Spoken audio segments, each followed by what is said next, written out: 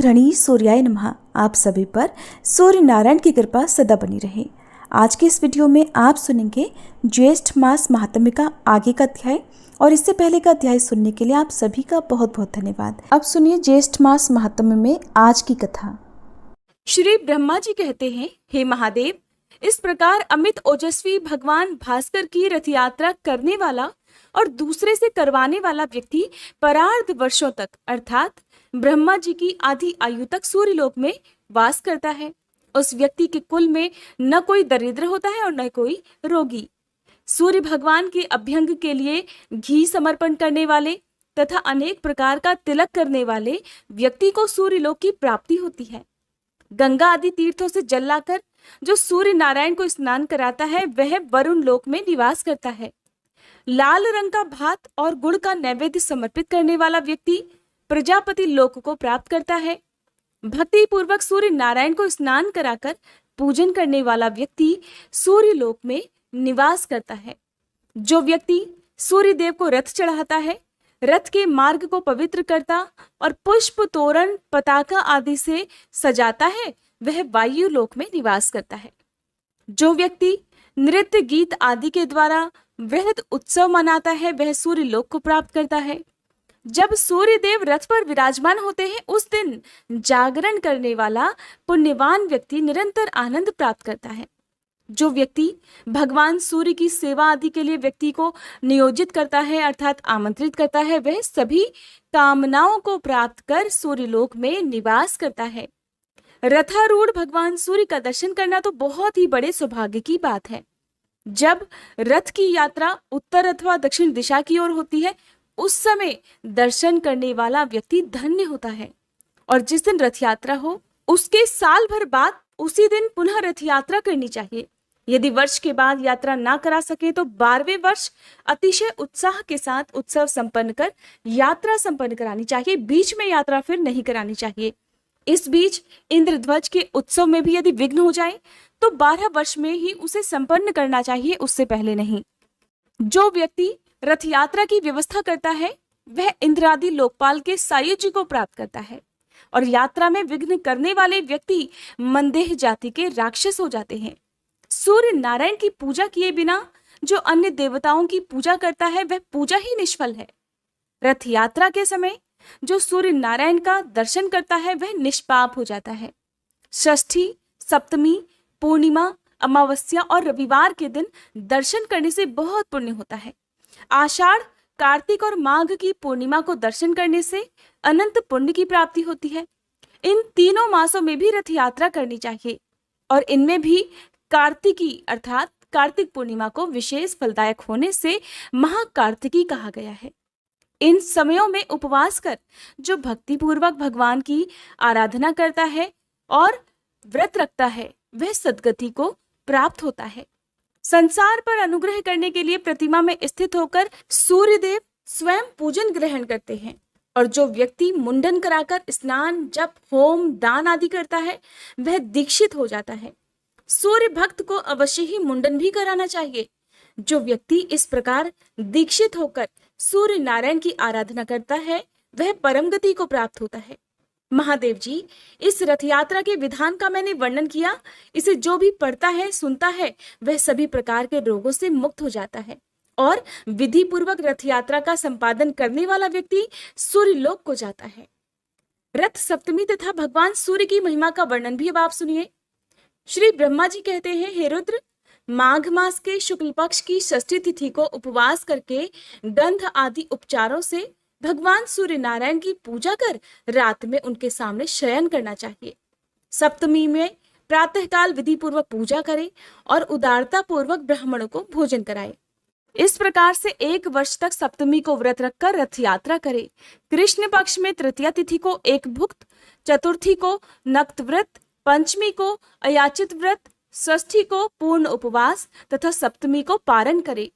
रथस्थ भगवान सूर्य की भलीभांति पूजा कर स्वर्ण तथा रत्नादि से अलंकृत तथा तोरण पताकाओं से सुसज्जित रथ में सूर्य नारायण की प्रतिमा की स्थापना कर ब्राह्मण की पूजा करके उसका दान कर देना चाहिए। स्वर्ण के भाव में चांदी, ताम्र, आटे आदि का रथ बनाकर आचार्य को दान करें। हे महादेव, यह सप्तमी तिथि बहुत ही उत्तम है। पापों का हरण करने वाली इस रथ सप्तमी को, जो कि माघ मास की सप्तमी तिथि होती है, उस दिन भगवान सूर्य के निमित्त किया गया स्नान, दान, होम, पूजा आदि सत्कर्म 1000 गुना फलदायक हो जाता है। साथ ही ज्येष्ठ मास की सप्तमी तिथि को, जिसे भानु सप्तमी कहा जाता है, इस दिन जो भी भक्त विधि विधान से सत्कर्म करता है, भगवान सूर्य नारायण की पूजा करता है, उसके जन्मों जन्मों के पापों का नाश हो जाता है। इस सप्तमी के महात्म्य का भक्ति पूर्वक श्रवण करने वाला व्यक्ति ब्रह्म हत्या के पाप से भी मुक्ति पा जाता है। सुमंतु मुनि ने कहा, हे राजन, इस प्रकार रथ यात्रा का विधान बताकर ब्रह्मा जी अपने लोक को चले गए और रुद्र देवता भी अपने धाम को चले गए। अब आप और क्या सुनना चाहते हैं, ये भी बताइए। राजा शतानी कहने लगे, हे महाराज, सूर्य देव के प्रभाव का मैं कहाँ तक वर्णन करूं, क्योंकि उन्हीं के अनुग्रह से युधिष्ठिर आदि मेरे पितामहों को सभी प्रकार का दिव्य भोजन प्रदान करने वाला अक्षय पात्र मिला था, जिससे वन में भी वे ब्राह्मणों को संतुष्ट किया करते थे। जिन भगवान सूर्य की देवता, ऋषि, सिद्ध तथा मनुष्य आदि निरंतर आराधना करते हैं तथा उन भगवान भास्कर के महात्म्य को अनेकों बार सुनते हैं, किंतु मुझे उनका महात्म्य अनेकों बार सुनते सुनते भी तृप्ति नहीं होती। जिनसे ये संपूर्ण विश्व उत्पन्न हुआ है तथा जिनके उदय होने से ही सारा संसार चेष्टावान होता है, जिनके हाथों से लोक पूजित ब्रह्मा जी और विष्णु तथा ललाट से शंकर जी उत्पन्न हुए हैं, उनके प्रभाव का वर्णन भला कौन कर सकता है। अब मैं ये सुनना चाहता हूं कि जिस मंत्र, स्तोत्र, दान, स्नान, जप, पूजन, होम, व्रत तथा उपवास आदि कर्मों के करने से भगवान सूर्य प्रसन्न होकर सभी कष्टों को निवृत्त करते हैं, अर्थात दूर करते हैं और संसार सागर से मुक्त करते हैं, आप उन्हीं उत्तम मंत्र, स्तोत्र, रहस्य, विद्या, पाठ, व्रत आदि को बताइए, जिनसे भगवान सूर्य का कीर्तन हो और जिह्वा धन्य हो जाए, क्योंकि जिह्वा भी वही धन्य होती है जो भगवान सूर्य का स्तवन करती है। सूर्य की आराधना के बिना ये शरीर तो व्यर्थ है। एक बार भी सूर्य नारायण को प्रणाम करने से प्राणी का भवसागर से उद्धार हो जाता है। रत्नों का आश्रय मेरु पर्वत, आश्रयों का आश्रय आकाश, तीर्थों का आश्रय गंगा और अन्य सभी देवताओं के आश्रय भगवान सूर्य हैं। हे मुने, इस प्रकार अनंत गुणों वाले भगवान सूर्य के महात्म्य को मैंने बहुत बार सुना है। देवगण भी भगवान सूर्य की ही आराधना करते हैं, ये भी मैंने सुना है। अब मेरा यही दृढ़ संकल्प है कि संपूर्ण प्राणियों के हृदय में निवास करने वाले तथा स्मरण मात्र से समस्त पाप तापों को दूर करने वाले भगवान सूर्य की भक्ति पूर्वक उपासना कर मैं भी संसार से मुक्त हो जाऊं। अब सुनिए भगवान सूर्य द्वारा योग का वर्णन और ब्रह्मा जी द्वारा दिंडी को दिया गया क्रिया योग का उपदेश। सुमंतु मुनि कहते हैं, हे राजन, ऋषियों को जिस प्रकार ब्रह्मा जी ने सूर्य नारायण की आराधना के विधान का उपदेश दिया था, उसे मैं सुनाता हूँ, ध्यान पूर्वक सुनो। किसी समय ऋषियों ने ब्रह्मा जी से प्रार्थना की थी कि हे महाराज, सभी प्रकार की चित्तवृत्ति के निरोध रूपी योग को आपने कैवल्य पद देने वाला कहा है, किंतु यह योग अनेक जन्मों की कठिन साधना के द्वारा ही प्राप्त हो सकता है, क्योंकि इंद्रियों को बलात् आकृष्ट करने वाले विषय अत्यंत दुर्जय हैं। मन किसी प्रकार से स्थिर नहीं होता, राग द्वेष आदि दोष नहीं छूटते और पुरुष भी अल्पायु होते हैं। इसलिए योग सिद्धि का प्राप्त होना अतिशय कठिन है। अतः आप ऐसे किसी साधन का उपदेश कीजिए जिससे बिना परिश्रम के ही निस्तार हो सके। तब ब्रह्मा जी कहने लगे, हे मुनीश्वरों, यज्ञ, पूजन, नमस्कार, जप, व्रतोपवास और ब्राह्मण भोजन आदि से सूर्य नारायण की आराधना करना ही इसका मुख्य उपाय है। यह क्रिया योग है। मन, बुद्धि, कर्म, दृष्टि आदि से सूर्य नारायण की आराधना में तत्पर रहे। वे ही परब्रह्म, अक्षर, सर्वव्यापी, सर्वकर्ता, अव्यक्त, अचिंत्य और मोक्ष को देने वाले हैं। अतः आप उनकी आराधना कर अपने मनोवांछित फल को प्राप्त करें और भवसागर से मुक्त हो जाएं। ब्रह्मा जी से यह सुनकर मुनिगण सूर्य नारायण की उपासना रूप क्रिया योग में तत्पर हो गए। हे राजन, विषयों में डूबे हुए संसार के दुखी जीवों को सुख प्रदान करने वाले सूर्य नारायण के अलावा और कोई भी नहीं है। इसलिए उठते, बैठते, चलते, सोते, भोजन करते हुए सदा सूर्य नारायण का ही स्मरण करें। भक्ति पूर्वक उनकी आराधना में प्रवृत्त हो जाओ। जिससे जन्म मरण आदि व्याधि से युक्त इस संसार समुद्र से तुम पार हो जाओगे। जो पुरुष जगत करता, सदा वरदान देने वाले, दयालु और ग्रहों के स्वामी श्री सूर्य नारायण की शरण में जाता है, वह अवश्य ही मुक्ति प्राप्त करता है।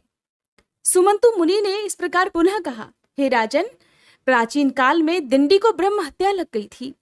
उस ब्रह्म हत्या के पाप को दूर करने के लिए उन्होंने बहुत दिनों तक सूर्य नारायण की आराधना और स्तुति की। उससे प्रसन्न होकर भगवान सूर्य उनके पास आए।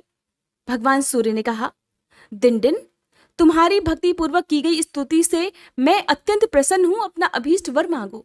तब दिंडी ने कहा, महाराज, आपने पधारकर मुझे दर्शन दे दिए, यही मेरे लिए बहुत बड़े सौभाग्य की बात है। यही मेरे लिए सर्वश्रेष्ठ वर भी है। पुण्यहीनों के लिए, पापियों के लिए आपका दर्शन सर्वदा दुर्लभ है। प्रभु, आप सबके हृदय में स्थित हैं, अतः आप सबका अभिप्राय भी जानते हैं। जिस प्रकार है प्रभु मुझे ब्रह्म हत्या लगी है, उसे तो आप जानते ही हैं। हे भगवान, अब आप मुझ पर ऐसा अनुग्रह कीजिए कि मैं इस निंदित ब्रह्म हत्या से और अन्य पापों से शीघ्र मुक्त हो जाऊं, और हे सूर्य नारायण, मैं सफल मनोरथ हो जाऊं। आप संसार से उद्धार का कोई उपाय बताइए, जिसके आचरण से संसार के प्राणी सुखी हो। दिंडी के इस वचन को सुनकर योग वेत्ता भगवान सूर्य ने उन्हें निर्बीज योग का उपदेश दिया, जो दुख के निवारण के लिए औषध रूप है। तब दिंडी ने हाथ जोड़कर प्रार्थना करते हुए कहा कि हे महाराज, ये निष्कल योग तो बहुत ही कठिन है, क्योंकि इंद्रियों को जीतना, मन को स्थिर करना, अहंग शरीर आदि का अभिमान और ममता का त्याग करना, राग द्वेष से बचना, ये सब अतिशय कष्ट साध्य हैं। ये बातें कई जन्मों के अभ्यास करने से ही प्राप्त होती हैं। अतः आप ऐसा साधन बतलाइए जिससे अनायास बिना विशेष परिश्रम के ही फल की प्राप्ति हो जाए। तब भगवान सूर्य कहने लगे, हे गणनाथ, यदि तुम्हें मुक्ति की ही इच्छा है तो समस्त क्लेशों को नष्ट करने वाले क्रिया योग को सुनो। अपने मन को मुझ में लगाओ, भक्ति से मेरा भजन करो, मेरा यजन करो, मेरे परायण हो जाओ, आत्मा को मुझ में लगा दो, मुझे नमस्कार करो, मेरी भक्ति करो, संपूर्ण ब्रह्मांड मुझे परिव्याप्त समझो। ऐसा करने से तुम्हारे संपूर्ण दोषों का विनाश हो जाएगा और तुम मुझे प्राप्त कर लोगे। भली भांति मुझ में आसक्त हो जाने पर राग, लोभ आदि दोषों के नाश हो जाने से कृतकृत्यता हो जाती है। अपने मन को स्थिर करने के लिए सोना, चांदी, ताम्र, पाषाण, काष्ठ आदि से मेरी प्रतिमा का निर्माण कराकर या चित्र ही लिखकर विविध उपचारों से भक्ति पूर्वक उसका पूजन करो। सर्व भाव से प्रतिमा का आश्रय ग्रहण करो। चलते फिरते, भोजन करते, आगे पीछे, ऊपर नीचे उसी का ध्यान करो। उसे पवित्र तीर्थों के जल से स्नान कराओ।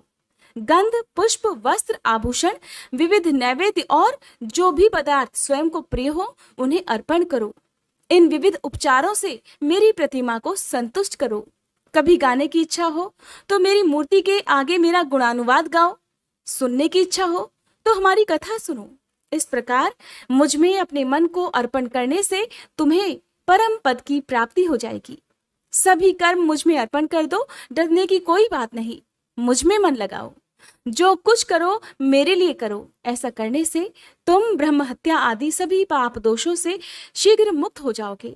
इसलिए तुम इस क्रिया योग का आश्रय ग्रहण करो। सूर्य भगवान की बात सुनकर दिंडी बोले, हे महाराज, इस अमृत रूप क्रिया योग को आप विस्तार से कहिए, क्योंकि आपके बिना कोई भी इसे बतलाने में समर्थ नहीं है। यह अत्यंत गोपनीय और पवित्र है। तब भगवान सूर्य कहने लगे, तुम चिंता मत करो, इस संपूर्ण क्रिया योग का ब्रह्मा जी तुम ही को विस्तार पूर्वक उपदेश करेंगे और मेरी कृपा से तुम इसे ग्रहण करोगे। इतना कहकर तीनों लोकों के दीप स्वरूप भगवान सूर्य अंतर्ध्यान हो गए और दिंडी भी ब्रह्मा जी के धाम को चले गए। ब्रह्मलोक पहुंचकर दिंडी सूर्यज्येष्ठ चतुर्मुख ब्रह्मा जी को प्रणाम करके कहने लगे, हे ब्राह्मण, मुझे भगवान सूर्य देव ने आपके पास भेजा है। आप कृपा कर मुझे क्रिया योग का उपदेश करें, जिसके सहारे मैं शीघ्र ही भगवान सूर्य को प्रसन्न कर सकूं। तब श्री ब्रह्मा जी बोले, गणाधिप, भगवान सूर्य का दर्शन करते ही तुम्हारी ब्रह्महत्या तो नष्ट हो गई। तुम भगवान सूर्य के कृपा पात्र हो। यदि सूर्य नारायण की आराधना करने की तुम्हारी इच्छा है तो प्रथम दीक्षा ग्रहण करो, क्योंकि दीक्षा के बिना उपासना नहीं होती। अनेक जन्मों के पुण्य से भगवान सूर्य में भक्ति होती है। जो पुरुष भगवान सूर्य से द्वेष रखता है, ब्राह्मण तथा वेदों की निंदा करता है, उसे अवश्य ही अधम पुरुष से उत्पन्न समझो। माया के प्रभाव से ही अधम पुरुषों की कुकर्म में प्रवृत्ति होती है और उनके स्वल्प शेष रहने पर सूर्य की आराधना के लिए दीक्षा की इच्छा होती है। इस भवसागर में डूबने वाले पुरुषों का हाथ पकड़कर उद्धार करने वाले एकमात्र भगवान सूर्य ही हैं। इसलिए तुम दीक्षा ग्रहण कर भगवान सूर्य में तन्मय होकर उनकी उपासना करो। इससे शीघ्र ही भगवान सूर्य तुम पर अनुग्रह करेंगे। दिंडी ने पूछा, हे महाराज, दीक्षा का अधिकारी कौन पुरुष है और दीक्षा ग्रहण करने के बाद क्या करना चाहिए, कृपया आप इसे भी बताइए। तब श्री ब्रह्मा जी कहने लगे, हे दिंडिन, दीक्षा ग्रहण की इच्छा वाले व्यक्ति को मन, वचन और कर्म से हिंसा नहीं करनी चाहिए। सूर्य भगवान में भक्ति करनी चाहिए। दीक्षित ब्राह्मणों को सदा नमस्कार करना चाहिए। किसी से द्रोह नहीं करना चाहिए और सभी प्राणियों को सूर्य के रूप में समझना चाहिए। देव, मनुष्य, पशु, पक्षी, चींटी, वृक्ष, पाषाण आदि जगत के सभी पदार्थों और आत्मा को सूर्य से भिन्न ना समझकर मन, वचन और कर्म से जीवों में पाप बुद्धि नहीं करनी चाहिए। ऐसा ही पुरुष दीक्षा का अधिकारी होता है। जो गति सूर्य नारायण की आराधना से प्राप्त होती है वो ना तो तप से मिलती है और ना बहुत दक्षिणा वाले यज्ञों के करने से। सभी प्रकार से जो भगवान सूर्य का भक्त है वह धन्य है। उस सूर्य भक्त के अनेक कुलों का उद्धार हो जाता है। जो अपने हृदय प्रदेश में भगवान सूर्य की अर्चा करता है वह निष्पाप होकर सूर्य लोक को प्राप्त होता है। सूर्य का मंदिर बनाने वाला अपनी 7 पीढ़ियों को सूर्य लोक में निवास कराता है और जितने वर्षों तक उस मंदिर में पूजा होती है उतने 1000 वर्षों तक वह सूर्य लोक में आनंद का भोग करता है। निष्काम भाव से सूर्य की उपासना करने वाला व्यक्ति मुक्ति को प्राप्त करता है। जो उत्तम लेप, सुंदर पुष्प, अतिशय सुगंधित धूप प्रतिदिन सूर्य नारायण को अर्पित करता है वह यज्ञ के फल को प्राप्त करता है। यज्ञ में बहुत सामग्रियों की अपेक्षा रहती है, इसलिए मनुष्य यज्ञ नहीं कर सकते, परंतु भक्ति पूर्वक दूर्वा से भी सूर्य नारायण की पूजा करने से, यज्ञ करने से भी अधिक फल की प्राप्ति हो जाती है। इसलिए हे दिंडिन, गंध, पुष्प, धूप, वस्त्र, आभूषण तथा विविध प्रकार के नैवेद्य जो भी प्राप्त हो सके और जो तुम्हें प्रिय हो उन्हें भक्ति पूर्वक सूर्य नारायण को निवेदित करो। तीर्थों के जल, दही, दूध, घी, शक्कर और शहद से उन्हें स्नान कराओ। गीत, वाद्य, नृत्य, स्तुति, ब्राह्मण भोजन, हवन आदि से भगवान को प्रसन्न करो, किंतु सभी पूजाएं भक्ति पूर्वक और विश्वास के साथ होनी चाहिए। मैंने भगवान सूर्य की आराधना करके ही सृष्टि की है। विष्णु उनके अनुग्रह से ही जगत का पालन करते हैं और रुद्र ने उनकी प्रसन्नता से ही इस सृष्टि की संहार शक्ति प्राप्त की है। ऋषिगण भी उनकी ही कृपा प्रसाद को प्राप्त कर मंत्रों का साक्षात्कार करने में समर्थ होते हैं। इसलिए हे दिंडी, तुम भी पूजन, व्रत, उपवास आदि से वर्ष पर्यंत भगवान सूर्य की आराधना करो, जिससे सभी क्लेश दूर हो जाएंगे और तुम शांति प्राप्त करोगे। हरे कृष्णा। आज के अध्याय में बस इतना ही। इसके आगे की कथा आप सभी अगले अध्याय में जरूर सुनिएगा।